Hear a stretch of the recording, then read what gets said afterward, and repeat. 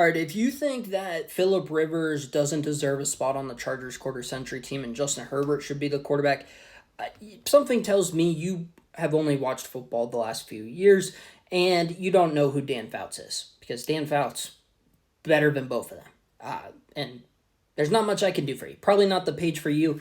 Philip Rivers officially retiring as a Charger. He's been out of the league for a few years.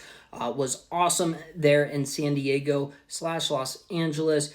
Part of some pretty dynamic offenses, both with Shoddy, then with Norv Turner, and just never could get it done in the postseason. There was always just someone a little bit bigger, a little bit badder. Nate Kading missed some kicks, probably not helping either. But also when you run into the Patriots, you're going to run into the Patriots. Let's look at Philip Rivers' resume.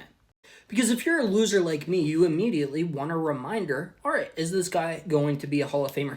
And coming into it, my assessment was, all right, I think he does belong in Canton. It's going to take a while.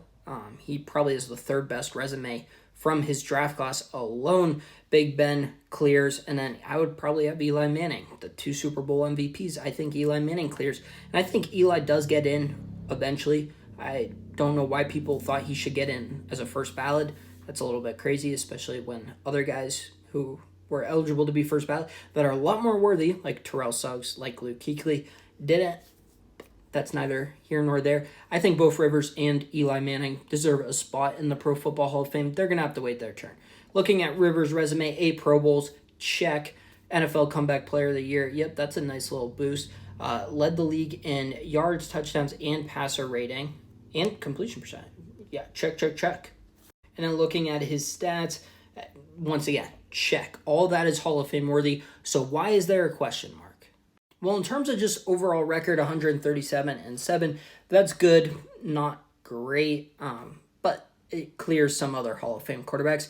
And then 5-7 in the postseason. And if you've been around me the last week, I've been arguing on behalf of Lamar Jackson that he is already a Hall of Fame quarterback, greatest running quarterback in NFL history, has changed the game truly, and 2-time MVP. There's not a 2-time MVP that's not in the Pro Football Hall of Fame.